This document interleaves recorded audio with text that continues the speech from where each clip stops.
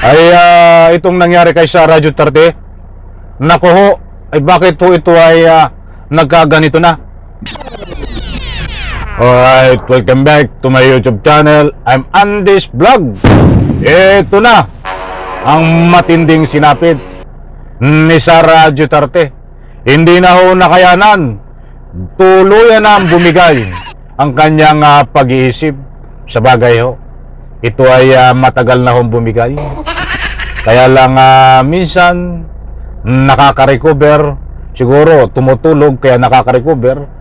Ba't pag nalipasan na naman ang tulog, mga kaibigan, katulad doon ito, nangyari na ito na kanyang sinapit, ay tuluyan ng bumigay ang kanyang pag-iisip sapagkat, nako, magugulat po kayo dito sa ibabahagi ko po, mga kaibigan. Ay aba, ay hindi na ito kaya ng albularyo. Kailangan dito ay espesyalista na albularyo. Kaya pa naman ng albularyo. Ba't yung espesyalista ho? Ba't itong ordinaryong albularyo ay hindi po ito kakayanin? Nako! Isang like muna sa video na ito kung nagustuhan nyo po. Sa lahat ng hindi pa nakasubscribe sa aking YouTube channel, Road to 300k subscribers na po tayo. Maraming salamat po. Please subscribe. At heto, may nitinit pa mga kaibigan. Alam kong magugulat kayo si babagi ko po sa inyo. Yan yung lakas na unang tama, mga kaibigan.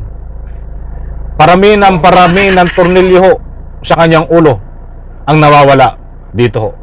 Ay ito ang katibayan, ang mga kaibigan. I-play po natin. At babagi ko po sa inyo. Resulta, si Vice President Sara Duterte sa naging resulta ng nagdaang halalan. Ayon sa PISE, naniniwala siyang totoong nanalo bilang senador ang ilan sa mga pambato ng PDP, kabilang sina Jimmy Bondoc, JV Hinlock at Doc Marites Mata. Sinabihan daw niya ang PDP na questionin ang bilangan ng boto. Sagot naman ng Malacanang dyan, libre lang ang mga harap. Kita nyo ho, nangangarap po ito ng gising si Sara Duterte. Kaya sabi ko ang dami nagbibigay ho ng mga public opinion dito sa post na ito na ibinahagi ko po sa inyo buhat sa News 5. Nandyan ho na wala na ho ito sa katinuan ang mga sinasabi bilang isang pangalawa na pinakamataas na naglilingkod sa Republika ng Pilipinas ay gusto kong suluhin ang mga senador at dapat daw nanalo itong kanyang mga senador na nabanggit na pangalan. Ay hindi ko na mabanggitin yung mga pangalan at baka manalo pa. Anak ng katakot-takot. Ibig ko sabihin napakalayo na po ng usapin. Ang usapin nga ng impeachment, dapat noon pa ito nagreklamo. At kahit magreklamo pa noon, ay wala naman pong kredibilidad, walang sustansya ang kanyang mga lumalabas sa bunganga nitong si Sara Duterte. Ay sandali ho, ituloy po natin para hindi kayo mabitin. Napakarami nyo pang matutuklasan dito na ika nga po yung talagang kulang na ito sa tornilyo. Ilang bang tornilyo ang kulang nito sa utak ni si Sara Maupusit? Dahil hindi ito gawain ng matino na ika nga magpapahayag ng ganito. Tingnan nyo po para maniwala kayo. Ito ho. Karanasan ko po noong 2022.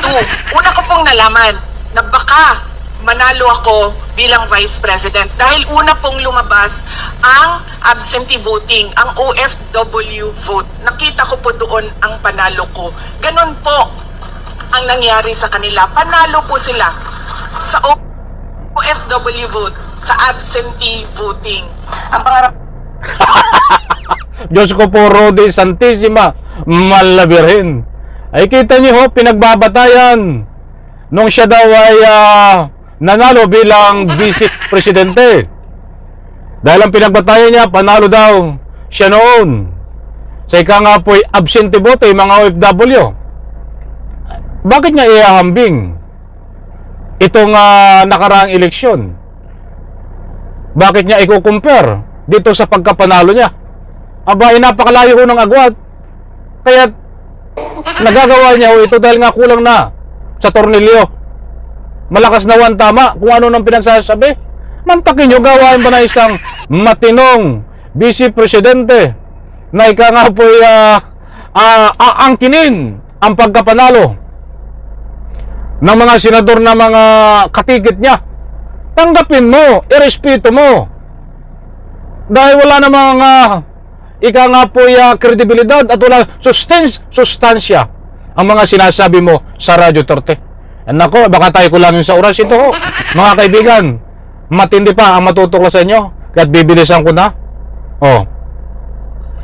Ang nangyari sa kanila, panalo po sila sa OFW vote, sa absentee voting. Ang pangarap na iyon ay sa ngayon ay hindi mangyayari. Ang pangarap sana ay huwag gawing realidad, baka maraming maniwala. O kung ano pang resolusyon, ang naging resulta ng eleksyon, igalang na lang po natin. Ang pangarap lang yun na isang pangarap sa Radyo Torte. Huwag mong gawing totoo. Ay ang laki ng sapak ko nito, mga mahal kong taga-subaybay. Mantakin nyo ho, yung isang pangarap na kanyang pangarap ay gustong maging totoo. Ay nangangarap ito ng gising ho, nakatulala sa hangin. Nangangarap ng gising, nakatulala sa hangin. Tawanan na lang natin po ito, mga mahal kong taga-subaybay. O sandali, bayron pa. Tumanggi naman magbigay ng pahayag ang COMELEC. Tumanggi na pala, hayaan mo na. Dahil tatanggi talaga yan. Ang pumilik sa kanilang pahayag dahil wala naman sustansya. Dapat nilagyan mo mala ng mga ingredients, luya, sibuyas, paminta, para sumarap naman ang mga lumalabas sa iyong bunganga sa Radyo Torte. Mga kaibigan, karapatan nyo po magbigay ng anumang public opinion diyan no sa comment section. Ang dami ho na nagbibigay dito ng anumang public opinion sa post na ito. At kahit saan din po ako umikot na malalaking stream media, social media, na itong si Sara Duterte ay may sayad na daw. Ito, may sayad ka, impeach nyo na iyan para tahimik ang Pilipinas. Nandyan po. Basahin nyo. Ito pa. Mangarap ka, BP, mahilig gumawa ng gulo at isyo. Patunayan nyo, Sara, ang bloodbath. Ayan, yan ang napala mo. Nabubuang ka na, nababaliw ka na. Anak. Mga kaibigan, karapatan nyo ho magbigay ng anumang public opinion. Kaya nire-respeto ko yan kung ano man ang inyong public opinion nyo. Diba? Pilit mong piling mong matino, di lang sinusuportahan ng iglesia. Piling ka daw matino sa Radyo Torte. Nako, ang dami ho dito nagbibigay ng anumang public opinion na itong sa Radyo Torte ay hindi na kaya na kanyang pag-iisip ang mga nangyayari sa kanya. Kaya ganito na ang mga ginagawa, mga kaibigan. Puro kasinungalingan na nag-iimbento ng anumang istorya at nang sa ganun ho, siraan ang administrasyong kasalukuyan ngayon. Yan po ang kanya pang isang ika nga po'y layunin at marami pang iba, mga kaibigan. Kinulang tayo sa oras. Bigyan natin ng parto. Basta masasabi ko, kulang talaga sa tornilyo ito. Hindi na kaya ng basta albularyo. Kailangang espesyalista na albularyo. Sa Mandaluyong. Pwede rin ito dun sa Mandaluyong. Para hindi masyadong lumala. Bye-bye. Palakpakan isang like ko sa video nito.